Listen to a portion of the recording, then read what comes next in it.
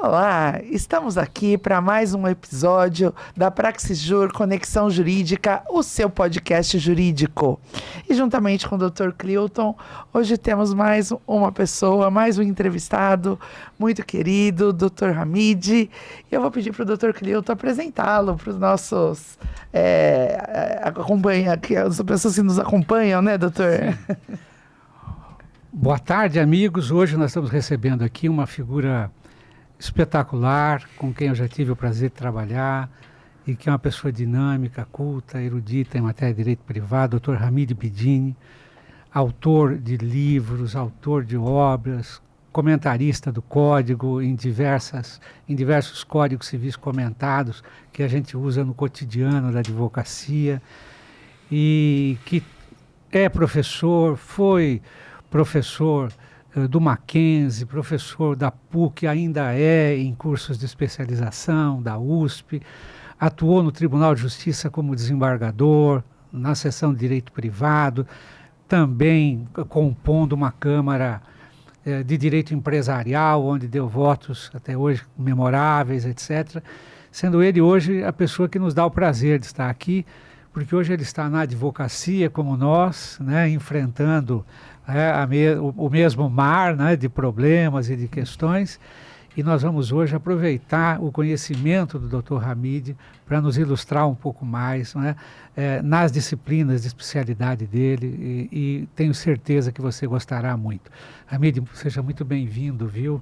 Faça aí sua apresentação, para nós é uma honra, viu, estar com você aqui. Muito obrigado, uma grande satisfação estar aqui com vocês, a Tânia e o Clilton. Tânia me convidou há uns 2 anos para um curso lá em São Bernardo, que ela coordenou, e nós tivemos uma empatia muito grande. Verdade. E assim seguimos aí profissionalmente, mantendo contato. O Clilton é um amigo querido de 20 anos, e cuja competência dispensa referência. Nós trabalhamos juntos, nos demos sempre muito bem, aprendi muito com ele, nós discutíamos questões jurídicas relevantes quando trabalhamos juntos, e hoje ele, depois de ter sido um brilhante procurador, é um brilhante advogado, com quem eu espero ter o prazer de trabalhar. Muito obrigado. E eu vou contar. Eu coloquei o Dr. Hamid assim na fogueira. Nós fizemos lá em São Bernardo, na comissão de família, na época que eu tive a honra, né, de presidir, um processo, era tudo virtual por conta da pandemia, né? Então nós fizemos um processo simulado. Então tivemos o julgamento em primeira instância com o promotor realmente, juiz, julgou os advogados, né, que eram o pessoal da comissão. E aí tivemos a fase de recurso. E o Dr. Hamid foi o desembargador que na época deu o voto dos recursos, né? E foi sensacional. Os alunos gostaram bastante. Né? Era um caso bem assim, emblemático, né? Que eu criei, né? Obviamente espelhando alguns casos que a gente, né, vai passando pela vida. E aí ele deu o voto final. Foi muito bom. Ele é muito didático, excelente professor. Lecionamos juntos e, enfim, e numa área difícil, né, que ele lecionava, o direito das obrigações. Fazer direito das obrigações ficar interessante para os alunos é uma ciência, é uma arte. Ciência, é uma arte, né, da pedagogia né, jurídica é essa, né, de tornar os alunos interessados, né, na quase matemática, né, na quase física e matemática, que são os direitos das obrigações. O Hamid, o que você... Hoje você está advogando. Vou fazer uma pergunta de praxe aqui, não é? O que muda no cenário de um desembargador para a advocacia? Não é? Como é que você está fazendo essa migração de carreira, não é? Que é uma coisa interessante. Eu, quando me formei, eu advoguei 3 anos no escritório onde eu já tinha sido estagiário 4 anos. E no escritório, naquela época em que a gente se formou, eram escritórios pequenos, né? Você não ouvia falar nessas firmas que você ouve. Hoje... Então, eu advogava de fato, tinha muito contato com as causas. Eu gostei muito de advogar. E era meu projeto, um dia, ainda num tempo em que a idade não fosse tão pesado voltar para a advocacia, Logo que que eu completei o meu tempo, já vinha amadurecendo isso, eu completei o meu tempo e fui para a advocacia. Bom, a advocacia que eu encontrei não tinha nada a ver com a advocacia que eu conhecia há 30 anos atrás, né? E é uma mudança forte da magistratura, no meu caso, para a advocacia. E uma das coisas, é curioso isso que eu vou dizer, mas uma das coisas que mais me... eu sinto falta da magistratura. Eu gostei muito de ser juiz, como estou gostando muito de ser advogado e como eu já tinha gostado de ser advogado. Mas a coisa que mais eu sinto são as férias. Ah, sim. Por quê? Porque como todo servidor público, o juiz e o promotor, quando você tira férias, você tranca a sua sala e ninguém te procura e não tem problema, porque alguém faz o serviço ou você fará quando voltar das férias. E na advocacia, segundo já me explicaram, nunca mais você tem férias sem falar com o cliente. Não tem como. Sem falar com o processo. O que não tem problema nenhum, você se adapta a tudo, né? Mas é muito diferente. E a outra coisa que é diferente é que você, na advocacia, você tem que ter lado. Você tem que você tem uma posição a favor de um dos lados, né? E essa posição que você tem de um dos lados te obriga a encontrar argumentos a favor daquele. Como juiz ou como procurador, você não precisa fazer isso. Você ainda mais a gente que tem vida acadêmica e tal, você só precisa encontrar a melhor solução para aquele caso, de acordo com a sua convicção. Então, essa mudança eu senti. E depois, a gente falava isso agora há pouco, né? A pressão da advocacia, do cliente, é muito maior do que a pressão do servidor público. É uma pressão intensa, porque você sente a angústia do seu cliente, né? A angústia, porque o sujeito sofre enormemente. E muitas vezes você fica de mãos atadas, porque você depende de uma decisão. Sim, você depende de todo mundo. Ao contrário do juiz e do procurador, que não depende de ninguém para manifestar a vontade, o advogado depende de uma grande quantidade de variáveis. De variáveis, né? De fatores. Isso de fato, você retratou a distinção. E né? é engraçado porque eu, aqui que sempre só advoguei, eu fico imaginando que eu jamais conseguiria judicar exatamente por conta dessa questão. Poxa, mas esse lado tem razão, esse também. Eu acho porque a gente é tão afinco, né, a escolher, né, até aquele lado escolher, porque a gente acaba escolhendo o cliente quando a gente tem convicção que ele tem razão. Então, como é que eu iria decidir sendo que eu vou ter convicção de... Mas tudo é treino, né? Na magistratura que tudo é treino, você treina a procurar a melhor solução para todo mundo, né? E às vezes é angustiante, porque você não acha essa solução. Há casos em que ela é muito difícil. Muito difícil. E como advogado, você precisa fazer com que uma peça que talvez não encaixe no sistema possa encaixar, né? Quer dizer, você precisa polir essa peça para que ela se encaixe no quebra-cabeças do caso, o que eu acho muito desafiador, né? Muito interessante, muito mais interessante.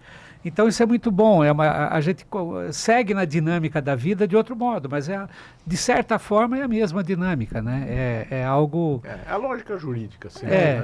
E isso é muito importante. E você é um homem do direito privado, né?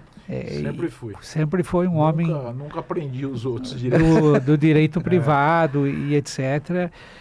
E me diz uma coisa, no campo hoje do direito privado, eu tenho sempre uma preocupação, porque hoje me parece que há uma tendência ainda, né, a se alterarem leis toda hora, se modificarem parâmetros, etc. e tal. Eu vou lhe fazer uma pergunta, porque assim, por exemplo, tem uma figura que eu estimo muitíssimo e que você deve conhecer, que é o Fábio Lhoa Coelho, né? Sim. Que acho que até hoje ele propugna por um direito comercial diferente, distinto, autônomo, né? Ele não tem essa afeição assim pelo direito empresarial enquadrado, né, no Código Civil, né, no mesmo emaranhado das obrigações e dos contratos, entendendo que há peculiaridades que talvez justificassem, né, até um código comercial. Né? Ele tem um projeto, né? Ele tem um projeto disto, né? Em lugar de mantermos lá as balizas todas no Código Civil, ele quer uma coisa nova. Enfim, há anos isso também está um pouco parado, as coisas parece que não caminharam ainda satisfatoriamente para ele. Você concorda com isso, que isso ficaria bem, isso melhoraria, né? Você que já foi um desembargador em Câmara de Direito Empresarial e teve que lidar com tantas questões, né? Isso que eu vou dizer não é acadêmico, porque essa área é uma área mais específica, mas do ponto de vista prático, eu não mexeria. Né? Eu acho que misturaria, né? O professor Renan Lotufo dizia uma coisa, e eu gosto de dizer isso. Ele dizia, olha, os códigos nascem ruins e vão ficando bons com os anos. E eu acho que ele tinha uma certa dose de razão, porque o aplicador, ele vai corrigindo o código, corrigindo tudo. Então, hoje, eu acho que o fato dele estar dentro, do Código Comercial estar dentro, não é um problema. Você tem que ter leis esparsas para determinados fatos, né? Como você tem a lei de SA, o Código do Consumidor e tal, mas eu prefiro que seja assim, mas então, eu estou elogiando isso. Mas eu acho que a estrutura do direito comercial, na verdade o que se fez foi trazer o direito das obrigações empresariais para dentro do Código Civil. E eu não sei se eu concordo com essa ideia de tirar, acho que não. E eu tenho um outro preconceito, que é o seguinte, tinha o pai de um amigo meu, desembargador já falecido, ele disse uma coisa para o meu amigo que me disse e que eu incorporei. É muita lei. É muita lei. A gente não espera nem amadurecer a interpretação de uma lei, já vem outra, já muda aquilo, meses, já muda, né? Então, eu acho que a gente pode deixar como está. Para ir maturando, né? E corrigir pontualmente. É claro que você precisa corrigir a lei, né? Mas eu não sei, então, eu não faria um código comercial em separado, até porque... Já teve, trouxeram para dentro. É que o que tinha era muito antigo, né? Enfim, eu acho que assim tá bom. Eu também tenho eu tenho essa sensação também, né? Porque mexer demais e tal, às vezes, pode gerar inovações, né? Que desestruturam, que desorganizam. Eu entendo, né? O professor Fábio Ulloa, que é excelente e tal. Enfim, tem uma luta aí por reconhecimento dessa necessidade. Mas eu também compreendo que talvez não seja mesmo. Eu acho assim, o nosso legislador é cada vez mais complexo, né? Ele tem que lidar com temas mais complexos e eu não sei se isso, cada vez que você coloca um projeto lá, ele sai melhor ou sai pior do outro lado, né? Com as opiniões variáveis, vindo de todo lado. E poderia talvez criar mais conflitos também, né? Porque você tem, às vezes, alguns direcionamentos da parte geral e aí você tem uma lei separada que pode, de repente... ter alguma determinação que possa vir a conflitar e aí vira uma bagunça. E você veja, quando o Código Civil entrou em vigor, eu estava fazendo o doutorado. E só se falava daquilo, tal, e eu lembro que eu ouvi de tudo, assim, foi um negócio muito enriquecedor. E se você olhar para trás, o que o Código Civil fez de tão ruim, fora o artigo 1829, número 1, da separação convencional? É muito pouco. O resto se adaptou, a interpretação, o que parecia ser ousado demais, foi segurado pela jurisprudência, os autores seguraram. Então, eu acho que tem mesmo essa possibilidade de corrigir o que o código tiver, as leis tiverem de ruim, né? Mas deixa a lei aí um pouco. E depois era um código que levou mais de 30 anos. 60 e pouco. Né? Debates, né? O novo, né? Levou 30 Sim, anos. Ele sim. começou em 77, foi terminar em 2001, Pois é. para vigorar em 2002, É. com grande dificuldade. Hoje, não sei se a gente conseguiria, né, atravessar, você tira um código daqui para fazer um autônomo e debater e tal, enfim, com quanto tempo isso leva, com tantas questões, né? Porque assim, o mundo empresarial também é um mundo que está em constante mudança, né? E eu não sei, inteligência artificial, etc., onde isso vai dar e se Precisa vai de dar uma para a lei gente pra isso, aprisionar, né? Precisa de uma lei para isso. Precisa isso. regular isso, E, as cara, fake news aí.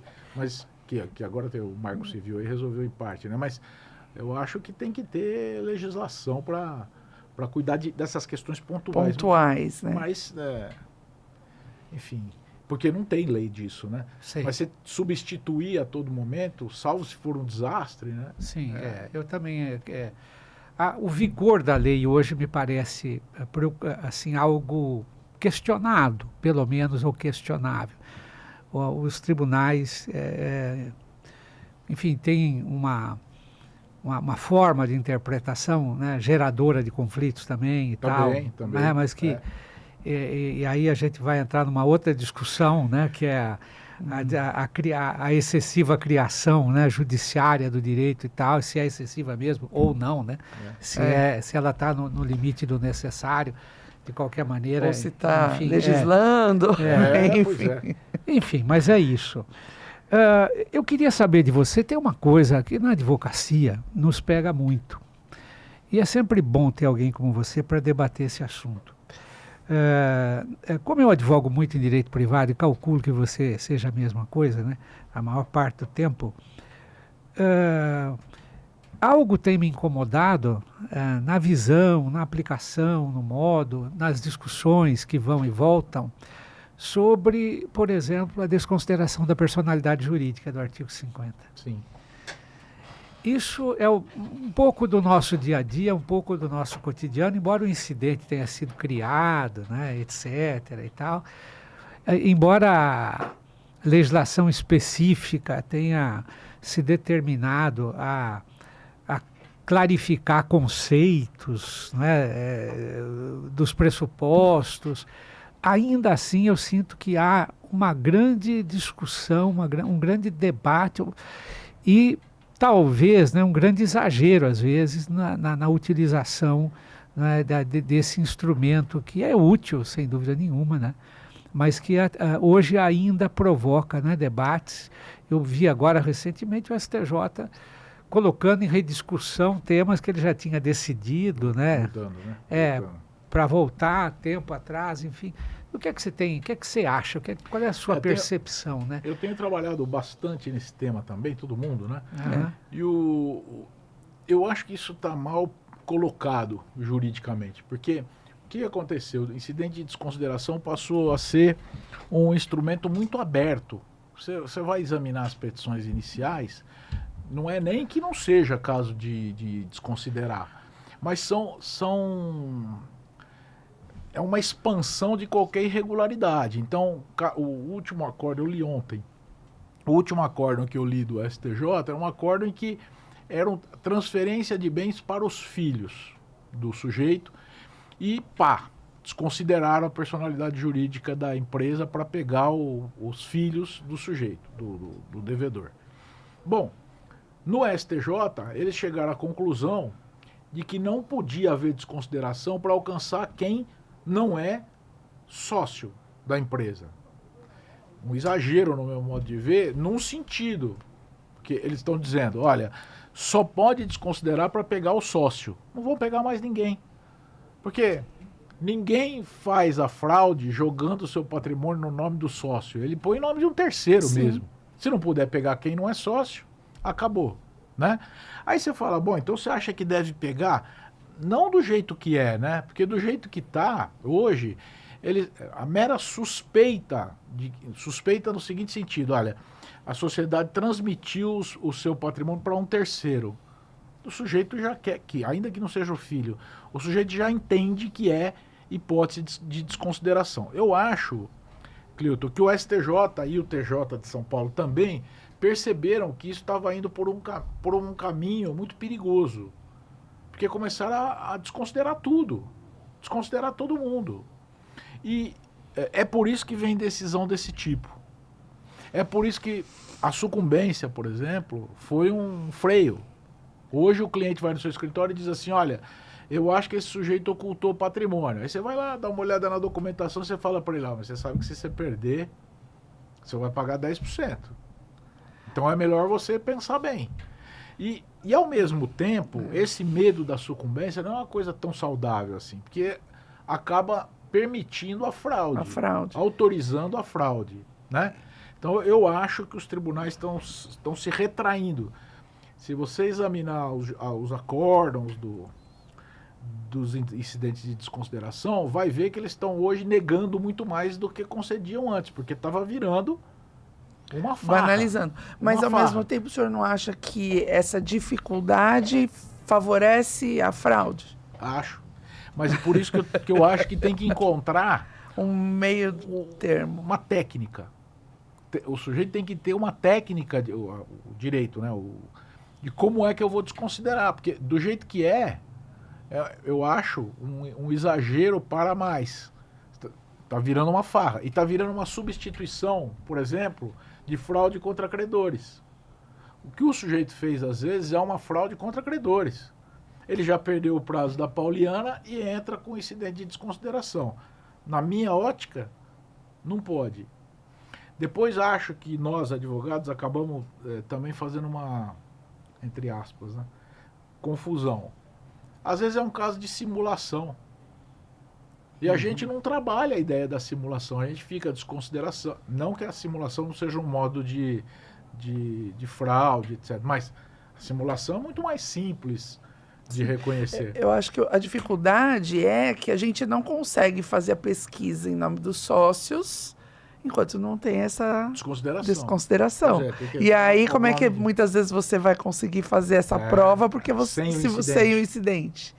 E aí o problema é que a fraude, assim, a fraude é uma coisa muito estudada no direito privado clássico, né? Atualmente é que ela deixou de ser tão estudada como já foi antes, por autores clássicos, etc. A fraude é difícil. A começar pelo fato de que você não pode ter, né, presunção, né, a respeito. Ela requisita prova efetiva. Ou é ou não é. Quer dizer, ou há aquela pretensão, né, de ludibriar um artifício utilizado, etc. e tal, demonstrável, enfim, ou não é possível que você...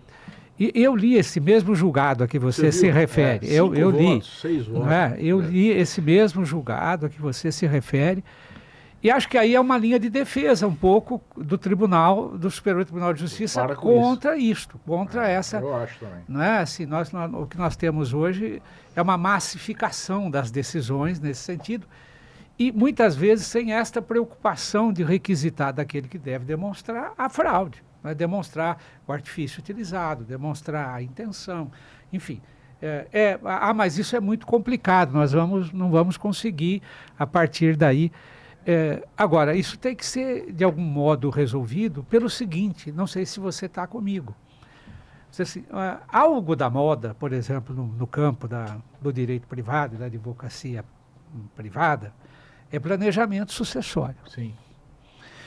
E muitos confundem planejamento sucessório com a ocultação, com a blindagem via, né, via personalidade jurídica, sim, não é? Faz uma holding, a criação da holding, etc. Como alguns acham que só que é isto aí só que resolve a questão e que o planejamento se resume a isso, né? Se resume a essa condição e a acordos internos, etc. Enfim,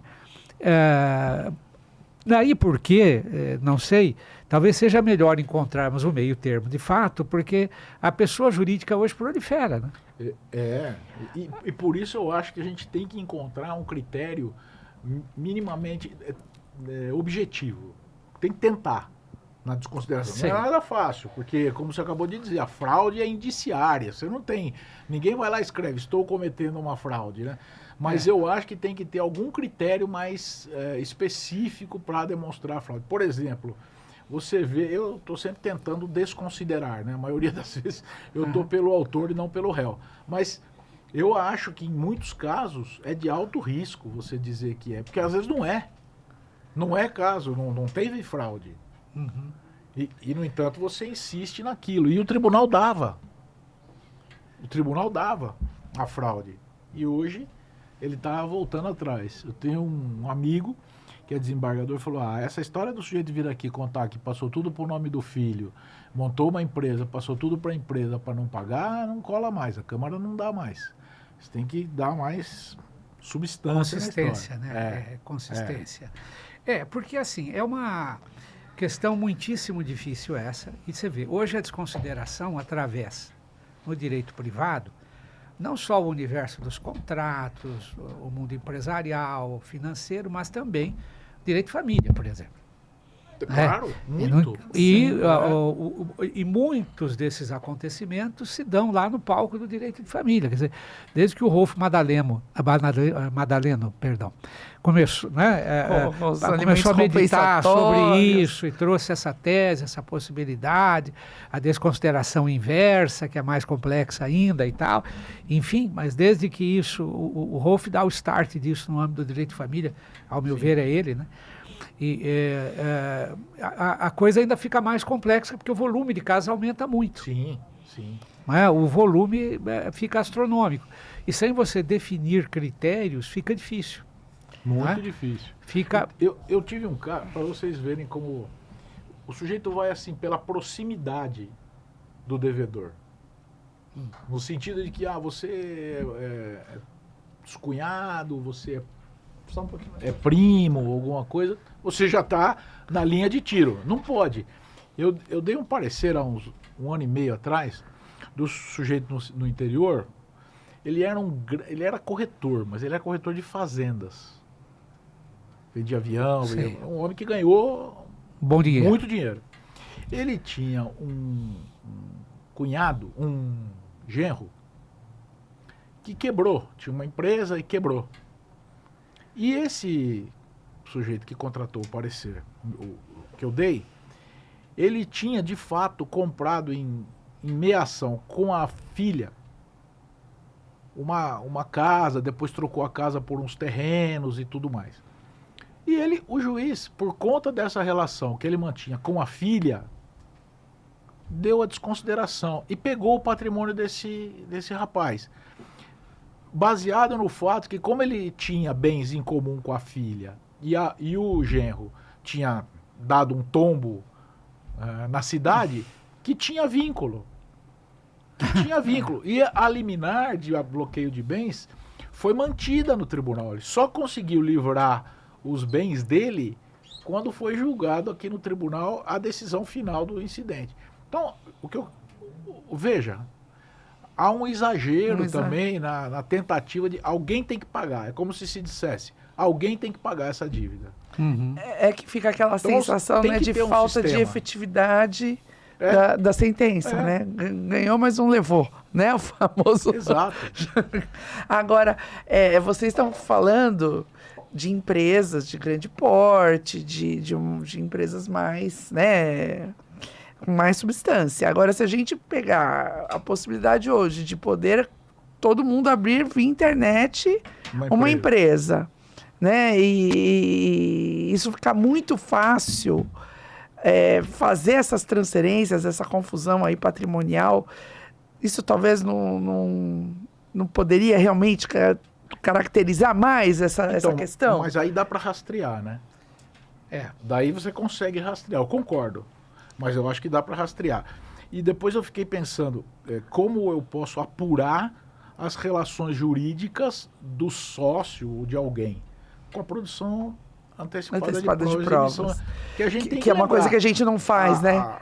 Não tem que fazer, tem que fazer. Virou... Porque demora, acabou sendo remédio muito... para todos os males. Não... Eu não sou contra o incidente. E Não. falando assim, parece que eu tô... Não, eu sou a ele é favor. excelente. O problema, favor. eu acho, é o tempo. Só que ele comete injustiças, né?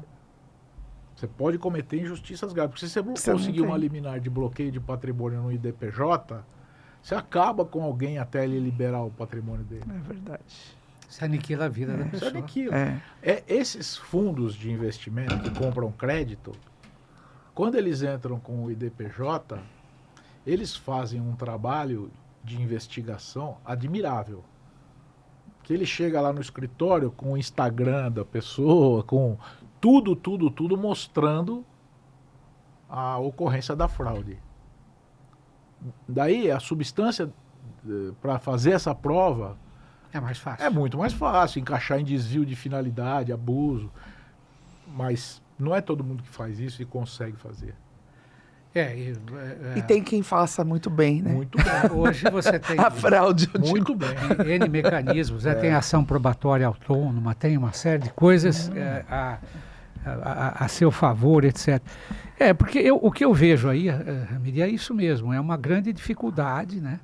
E isso só era pior 20 anos atrás, em que você não tinha nem um incidente, né? Era Não. possível declarar isso assim quase que de ofício, de ofício mesmo, né? E com grande dificuldade. Mas eu acho que ainda hoje nós não apuramos Eu acho que não. essa situação e com paciência devida, né? Encontrando critérios mais objetivos, né? Para você ver como eu tenho a mesma preocupação que vocês, eu vou escrever um artigo em que eu pude escolher o tema e eu vou escrever sobre desconsideração da personalidade jurídica. Eu não quero escrever sobre desconsideração, uma coisa grandiosa. Eu quero escolher um aspecto e tentar contribuir para essa discussão. Porque o que é desvio de finalidade, né? Pois é, o que é desvio de abuso finalidade? personalidade? Agora o STJ vai discutir se fechar, de novo, se fechassem informalmente, se isso significa... se não der baixa. Qual é o sentido de você rediscutir isso em 2025? É a Então, segurança.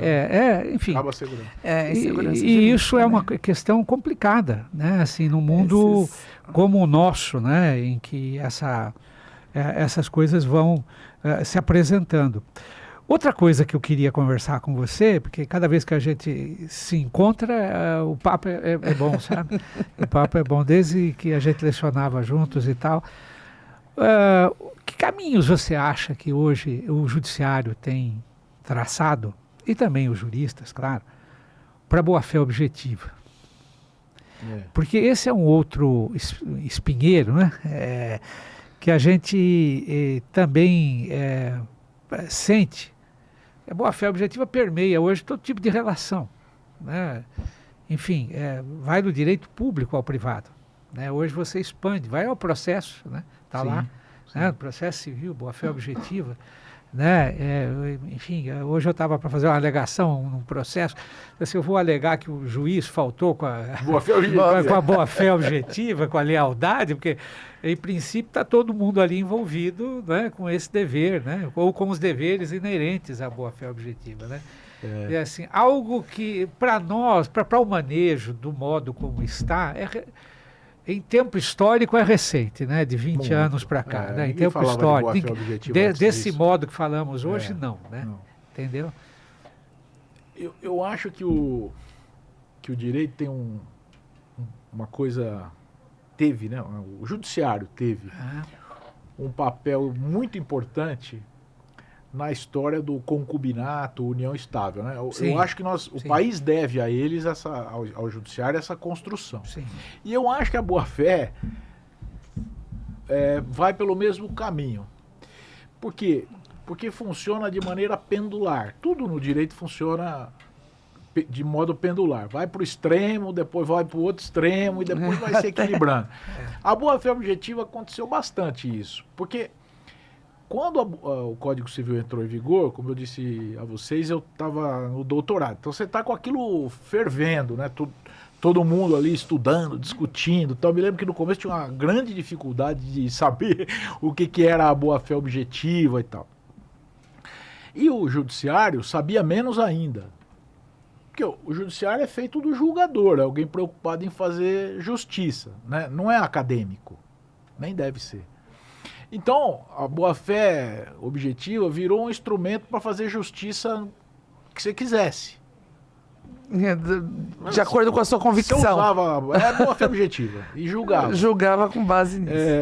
Eu me lembro de um amigo que estava julgando e tinha um desembargador mais velho e eu não me lembro o que aconteceu na discussão. Aí esse meu amigo falou para ele, mas não existe má-fé objetiva, só existe boa-fé objetiva.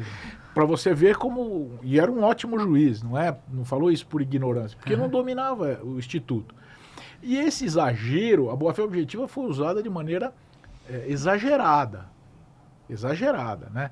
E aí ela foi chegando num ponto... A professora Judite, no livro, nas últimas edições, ela mesmo baixa o trem de pouso. Ela diz isso. Ela diz isso. Estou reescrevendo para melhor situar isso aí. Para um pouco, não é assim do jeito que vocês estão pensando, né?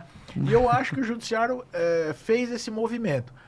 Hoje também se usa pouco, eu acho, a boa-fé. Na Câmara Empresarial não se usava, era raro. Mais legalista, entendi. Né? O que é correto, né? Lá é briga de cachorro grande, não tem que ficar falando de... Mas tinha boa-fé, não estou falando que não usava. Mas é muito menos do que quando você está pensando no Código de Defesa do Consumidor, nas relações de família. Sim. Porque envolve Eu acho que a boa-fé objetiva vai achar né? o lugar dela. Como o IDPJ. Vai achar. Não é possível que seja tão extremado. E acho que é natural as coisas virem amadurecendo, né? Os institutos estão aí, vão sendo pensados, mas nem sempre eles já estão né, moldurados, né? De modo geral, a gente acerta. Hoje a preocupação, né, talvez... Hoje não, já de algum tempo, né? A preocupação maior vem de tudo que a gente tem visto de revolução no campo da eletrônica, né? Contratos via internet, eletrônicos, o que é manifestação de vontade, né? Enfim, o que afinal de contas, né, você vai entender por isso. Assim, acho que aí está um meio, né, em que ainda precisa depurar, né, talvez. E a boa-fé objetiva, não sei se ela foi ainda compreendida como deveria. Talvez não. Né? Assim, não sei se ela... porque há algo, né, que ainda, do ponto de vista ético, não é? Ainda não tem lugar nas relações contratuais, essa preocupação não apenas consigo, mas com o outro. O contrato ainda é muito visto como um elemento que, como é que eu digo, concilia, não é? Visões opostas, como se fossem inimigos mesmo e tal, como se o modo de ser capitalista ajuda o fato da vantagem, né, de se consolidar pelo contrato uma vantagem sem consideração do interesse alheio, sem cooperação. E há uma palavra que é conceitual na boa-fé objetiva, que, ao meu ver, está em franca baixa na sociedade, que é solidariedade, quer dizer, porque ela não é mais do que isso, né? Quer dizer, o agir, né, é empático, solidário, mesmo nas contratações, com cuidado e com respeito, né? Enfim. E aí entra um ponto, né, doutor, interessante, a questão da vulnerabilidade de uma das partes, né? Também. Isso e a vulnerabilidade... Né? Porque você... muitas vezes você está num aplicativo contratando, entendendo uma coisa e quando você vai ver a outra.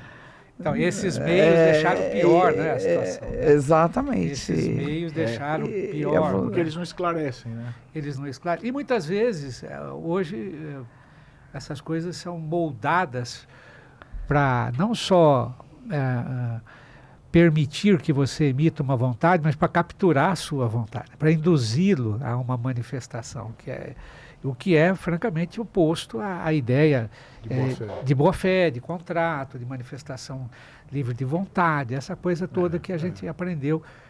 Concordo com você. Então, essa é a dificuldade, eu acho, né, conosco hoje, enfim. E aí o tema jurídico fica mais intrincado ainda, né? E tem uma questão polêmica também que queria que o doutor falasse sobre as arbitragens. Esse é um negócio. É, Você tem feito arbitragem? Tem tido uma proximidade? Tem estudado o assunto? Eu tenho estudado o assunto como advogado. Tá. E, em geral, de fora das arbitragens para defender a sentença arbitral ou anular. Mas como árbitro, não. O que acontece na minha vida é o seguinte. Eu fui juiz 31 anos. Sim. Quando eu saí, eu não queria julgar de novo, continuar julgando. E o árbitro é um julgador privado. E sabe o que acontece? É que hoje, com essas alegações de quebra de dever de revelação, pretensão de anulação dessas sentenças, os árbitros ficam muito expostos. sim. E eu já fui cauteloso a vida toda como juiz com essa exposição. Eu tenho que continuar me preocupando com isso, não me agradava. Eu acho que hoje, quem vai ser árbitro, talvez tenha que ser só... Não sou um especialista nisso, né? Mas talvez tenha que ser só árbitro. Tem alguns Não pode juristas que misturar. já estão fazendo isso, eles não misturam. Entendi. Porque, olha, o que eu tenho visto como advogado e via como juiz de anulação de sentença arbitral por violação do dever de revelação é uma grandeza. Na maioria das vezes eu não anularia, eu não acho que é caso de anular e tal, mas há casos que geraram anulação disso. Você ficar exposto a isso e tal, você precisa de um pouco mais de casca do que eu, né? Entendi. Queria ficar exposto a isso. O dever de revelação, você foi juiz, desembargador, tanto tempo, ele é o caso de suspeição, impedimento do juiz comum. Se você fizer uma comparação no universo do processo comum judicial e do processo arbitral, há uma disparidade, né? O que se questiona no processo arbitral não se questiona. Não é, ué? Não. No processo judicial, ou se questionasse, não teria a menor importância, porque ele fez uma foto no Facebook, num evento de braço dado com a pessoa, isso já é suficiente aqui para anular uma sentença arbitral ou para demonstrar que ele não tinha... O que, em absoluto, né, na hipótese do processo comum, do processo civil comum, ou mesmo penal, não teria relevância. É claro que na arbitragem o sujeito escolhe você e na magistratura não, né? Uhum. Mas de toda maneira virou assim um instrumento para anular essa sentença arbitral que desagrada. E isso é ruim, né? Porque inclusive para a arbitragem. Deixa de ter segurança. Deixa de ter. E depois tem coisa de anulação assim. Eu sou amigo do Clio. Saímos para jantar. E depois ele tem uma causa e eu vou ser árbitro. Pronto. Não pode. Já basta. Né? Já basta. Isso... Eu não lembro de dizer. Isso não... E me parece que, então aí, de novo, você está judicializando, né? Ah, sim. Hoje qualquer arbitragem está sujeita a... Então, hoje a segurança daquele que se dispõe acaba... A arbitragem é uma segurança jurídica zero, porque há escritório já se especializando em anular mesmo sentenças arbitrais, ou tendo setores próprios para isso. É mais ou menos, eu acho, como é a holding hoje, né? Foi a arbitragem um período, foi todo mundo fazendo, e agora começam as anulações. E agora estamos com as holdings. Eu acho que há, assim, no campo da arbitragem, o problema já natural, que é esse, o dever de revelação acaba sendo o grande problema. Se aplica a regra de processo, se não aplica a regra de processo, em que medida, até onde vai, até onde não vai. Enfim, e no fim, isso atrasa decisões. Há arbitragens que, durante anos, muitas vezes, seguem por causa de discussões, né, como essas, que precedem, né, a solução e tal, enfim. Eu só espero que daqui a uns anos a gente não tenha mais essas questões nessa desjudicialização, né? Por conta dos divórcios, dos inventários extrajudiciais, e daqui a pouco começar a discutir, não, mas espera aí, não era bem assim, vamos ter que rever todas essas questões no judiciário também, né? Porque senão a gente continua regredindo sempre. Né? Não vai terminar essa judicialização nunca. Eu li, não sei onde, mas e é bem isso mesmo, que o TJ de São Paulo criou as varas empresariais e também cuidou de ter câmaras especializadas na área empresarial, muito em função dessa preocupação com a expansão da arbitragem, que hoje, na verdade, né, embora tenha ocorrido, mas o judiciário hoje se preparou também, tem varas, tem nas RAGES, né, com varas empresariais mais ágeis, mais rápidas, resolvendo questões empresariais de uma forma ágil, enfim, o Tribunal de São Paulo pelo menos deu uma resposta a isso. Eu acho. Não é? Você não acha isso? Deu uma resposta para uma forma de cooperar também com essa agilidade. Acho que o Tribunal de São Paulo foi ágil com isso. Nosso colega, Manuel Pereira Calça, né, encabeçou isso.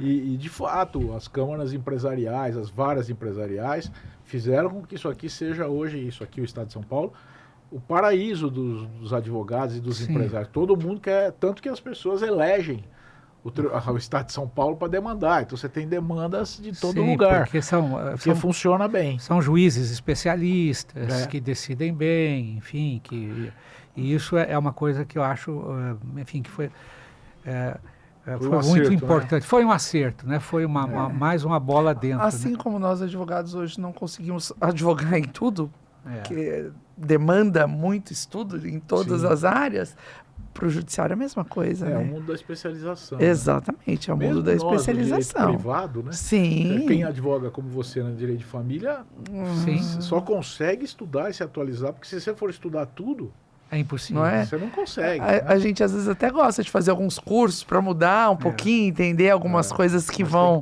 ter essa intersecção, mas tem que ter foco, não tem como. Você tem direito digital, que tem intersecções com direito privado, que tem, mas você não dá para você alargar demasiadamente. A cada dia tem uma coisa nova. Um dia desse eu estava... Agora tem direito constitucional digital, né? Quer dizer, você tem... Só inventa um pouco. Tem que pensar...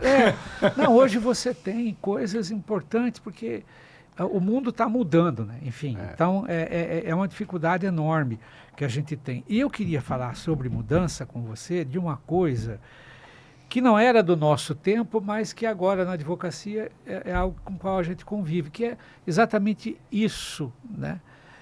Que foi colocado, que é a desjudicialização. A Tânia colocou muito bem. Como é que você enxerga isso hoje? Quer dizer, parece cada vez mais alargada a hipótese, né? A ideia de vamos desjudicializar a execução, vamos desjudicializar o inventário, o que já está desjudicializado. Quer dizer, essa coisa contribui, de fato, é bom, quer dizer, resolve, você tem na sua visão... A Tânia colocou a questão e já deu a resposta. Né? Nunca vai acabar a possibilidade de judicializar o que é extrajudicial. Mas a minha experiência como juiz, talvez até esteja ficando antiga, né? Muitas dessas coisas que foram extrajudicializadas deviam mesmo ter sido. Se julgar para o judiciário divórcio consensual, inventário, isso ficava lá perdido num escaninho lá na nossa época, que não andava, não terminava e tal. E também o tempo foi obrigando a tirar do judiciário os tempos, né? Você veja, naquela época o divórcio, a separação, era uma coisa pouco mal vista. Demorou para isso se incorporar à vida social e tal. E aí hoje, por que vai ao juízo? Por que vai a juízo fazer um divórcio já que ninguém mais quer continuar casado? Você pode casar, uma coisa que se dizia antes, né? Se pode casar no cartório, por que não pode descasar? Não pode descasar, né? Claro que você tem lá as questões que não podem ir e tal, mas eu sou a favor. Uso capião. O Capião se eternizava, se bem que atualmente também o Capião extrajudicial também é um perrengue. Mas não 10 anos, Mas né? não 10 anos, porque se não tem controvérsia, não tem conflito, então acho que é uma boa coisa. A execução extrajudicial, a gente tem o exemplo do sistema financeiro, dessas execuções todas que nós conhecemos. E se precisar, vai ser... Agora diz que alienação fiduciária de carro também, Sim, né? também. Então, se precisar, execução... judicializa. Se precisar. Se não precisar, parece tão... Eu vou usar uma expressão ruim, eu já me penitencio. Mas parece pequeno para o judiciário, do ponto de vista do custo do Estado para cuidar daquilo. E o custo das partes em aguardar, Por exemplo. não é? Às vezes questões que podem ser ali resolvidas em questão de dias, semanas, e as partes têm que ficar, às vezes, suportando, no caso de divórcio, por conta ali dessa morosidade que, infelizmente, não tem solução, né? Então, pode errar em alguma coisa que não possa tirar. Eu acho que podemos errar, a lei pode errar. E, ó, isso aqui não era para ter tirado do judiciário e tal, mas de maneira geral, os juízes, olha, para vocês verem, quando eu me aposentei, isso tem 5 anos, quando eu me aposentei, eu calculava, para eu manter a produção, para eu não ter processo atrasado, eu tinha que fazer mensalmente o que era distribuído. Uma conta óbvia. E a gente tinha que julgar no gabinete 10 processos dia. É bastante coisa. Bastante. Mesmo com assistente, é bastante coisa. 10 por dia é bastante. Eles estão julgando 20. 20. Então, é preciso tirar. É preciso, e tem mais, né? O judiciário não usa, ou usa pouco, o incidente de resolução de demanda repetitiva. Precisa usar. Precisa usar, precisa acabar com esses processos iguais e tal, né? Que não seja de fato, né? Aí é um pouco a advocacia que precisava provocar, o Ministério Público também, né? A culpa é de todo mundo, né? Porque o desapegar, no né? dia a dia, desapegar, né? O cotidiano, né, do tribunal é um cotidiano árduo também, difícil. Eu vou destacar isso aqui, não sei. Onde é que você percebe que tem... hoje ainda tem mais... digamos assim, haveria melhores meios hoje em dia, não é, de você perceber que um certo caso tem se repetido né, nos diálogos entre as câmaras, etc. e tal, mas acho ainda mais difícil, né? Enfim. A defensoria podia ajudar, porque esses casos que são repetitivos, que são de massa, eles são casos de pessoas mais humildes. Então, você podia usar, a defensoria tem podia usar esse papel para o incidente, né? Para provocar o incidente. Não sei, mas acho que seria. A nossa cultura para precedente vinculante ainda não é uma cultura né, bem fixada, ainda faz... o código tanto tentou, tempo, né? Não, mas ainda leva tempo. Não tá pegando. Essas coisas vão sedimentando, né? Elas vão vagarosamente. Eu acho que hoje mais, né? Hoje a gente vai... Acho que a gente percebe mais hoje a necessidade disso. Eu acho. Né? Mas não é da nossa cultura, então a gente vai ter que se adaptar. Fazer, né? Estamos aprendendo a fazer. Estamos aprendendo a fazer, estamos em plena aprendizagem, né? E aí vem outro lado, né, da intervenção do Estado, né, que a gente fala muito, né, intervenção do Estado nas questões particulares. Mas é inevitável, né? Alguém hoje assim, você vai ensinar um aluno que o nosso sistema, o nosso ordenamento jurídico é baseado na lei, né? Mas não só na lei, né? Os precedentes, né? Na interpretação. É inevitável que o Estado, o judiciário seja chamado a dizer o que é isso, o que é aquilo, claro. Né? Porque essa palavra escrita nesse dispositivo, até o que alcance final ela tem, enfim, né? Então, quando você decide para tornar isso um imperativo, então, aí do judiciário está aprendendo a conviver com isso, com esses expedientes, com esses incidentes, né? Esse de demanda repetitiva e tal, enfim. Assunção de competência para alguns casos, que eu acho muito interessante também, enfim, mas você precisa aprender a manejar isso, né? Eu acho que agora, talvez isso nos tribunais estaduais, não sei se a sua impressão é essa, à medida em que se fechem as portas, que elas vêm se fechando dia a dia, no Supremo e no STJ, em que os canais lá fiquem mais reduzidos para que a gente alcance, os TJs vão ser mais acionados para esse tipo de coisa. A responsabilidade vai aumentar também. Não é? Quer dizer, isso vai se multiplicar naturalmente, né? A busca, né, por expedientes, né, nos judiciários estaduais que antes não havia, pelo menos na intensidade que se imagina, vai passar a existir, né? Acho que sim. Isso. Né? Também acho. Tem algum assunto, doutor, interessante que o senhor quer muito, contar para a gente? Gostei muito da minha tarde aqui com vocês. Muito boa tarde. A gente sempre fala que trazer pessoas assim a gente aprende mais, né, do que pergunta, né, doutor? Opa, verdade. Igual da aula, né? Você acha que você está ensinando para ele, mas você está aprendendo mais, né? Você prepara, verdade, pensa. Muito mais, né? E você sabe que a gente sempre encerra aqui o nosso bate-papo com o clique do Clilton, né? A gente sempre fala, o pessoal fica lá esperando, cadê o clique do Clilton? A gente quer saber. Inventaram essa história como se fosse. Ele não gosta, ele fica bravo. Inventaram essa Falando, história. mas eu queria, antes de passar, deixar aqui para o nosso convidado, né? A nossa Claro. lembrança de sempre. Você vê como passa Prazer rápido. de termos recebido aqui de o termos Hamid e tal. Doutor Hamid, Que espetáculo. para adoçar um pouco a vida, Adoçar né? a vida. Ainda mais com esse frio que a gente vem. Nossa, que frio. Vem tendo. E antes de passar, doutor, queria as suas considerações também. E espero poder tê-lo aqui mais outras vezes, né? E a gente sempre ampliando aí esses momentos, esse conhecimento. Foi incrível. Eu quero agradecer. Gostei de verdade de ter vindo aqui, bater esse papo bom, rever o Clilton, que eu não via há muitos anos.